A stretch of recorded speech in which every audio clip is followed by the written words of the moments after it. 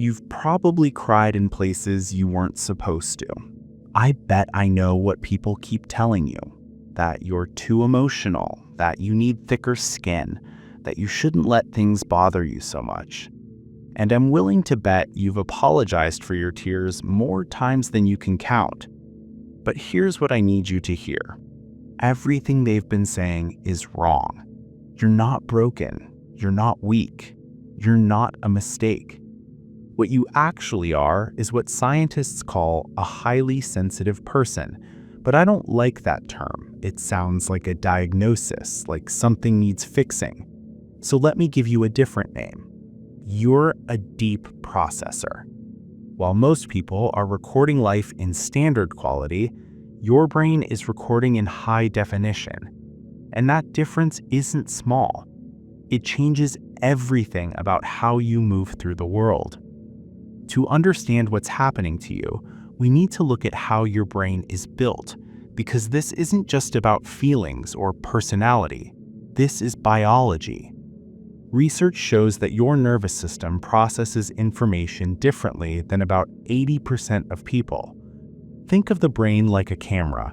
Most people's brains capture the world in basic resolution.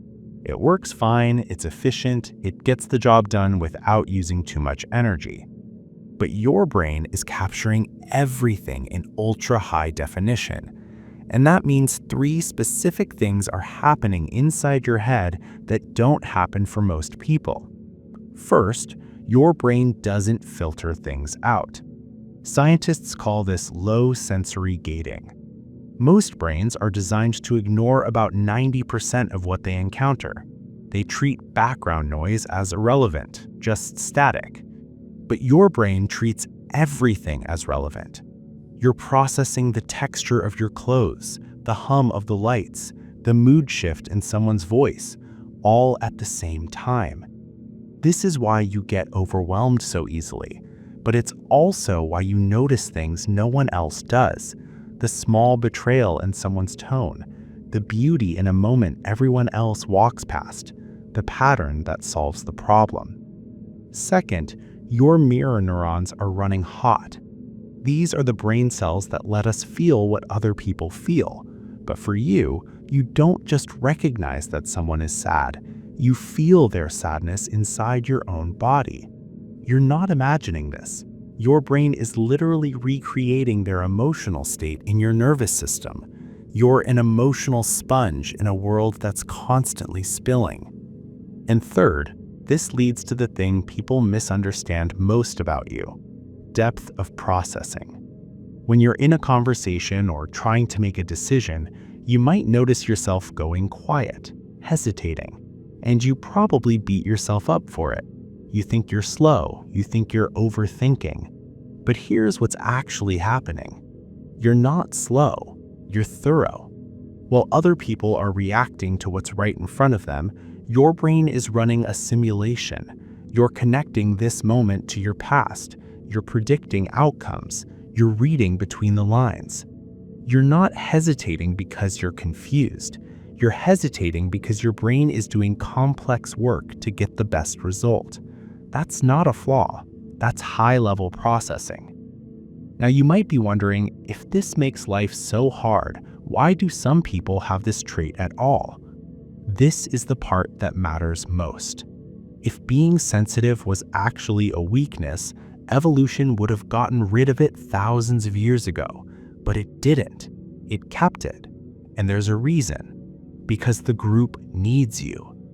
In ancient times, most people were bold, risk-takers, warriors. They were essential for hunting and survival. But a tribe made entirely of warriors would die. They'd charge into danger without thinking, without noticing the signs.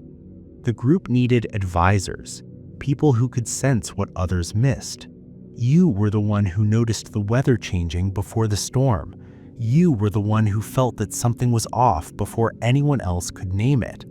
Your sensitivity isn't a weakness, it's an early warning system. But here's the problem. The world we live in today is loud, fast, aggressive. It's built for the warriors, and that's why you feel out of place. But feeling out of place is not the same as being without value. I know that carrying this system comes at a cost. Because you process everything so deeply, you hit your limit faster than most people. When you suddenly need to shut down or hide in a quiet room, that's not you being dramatic. That's your system overheating. Your processing capacity is full. And science has a way of describing this that I think you'll recognize. Most people are like dandelions. They're tough. They grow anywhere. In a crack in the sidewalk or a well-kept garden, the environment doesn't really matter to them. But you are an orchid. If you try to grow in a harsh environment, in noise and chaos and toxicity, you will struggle. You'll struggle more than the dandelions. And you've probably spent years hating yourself for not being a dandelion.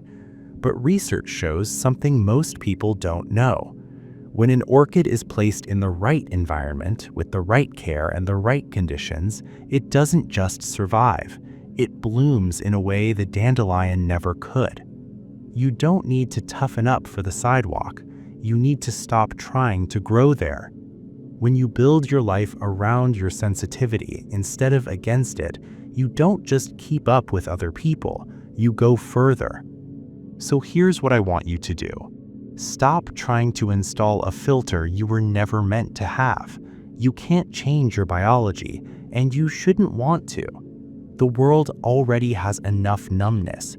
We don't need you to be less sensitive. We need you exactly as you are. But you have to protect this. You have to build boundaries. You have to honor your need for quiet and slowness and space. And the next time someone tells you you cry too easily, that you feel too much, take a breath and remember this. You're not defective. You're just seeing the world in a resolution most people will never experience. And in a time when people are more disconnected than ever, your ability to feel deeply isn't a burden. It's what keeps you human.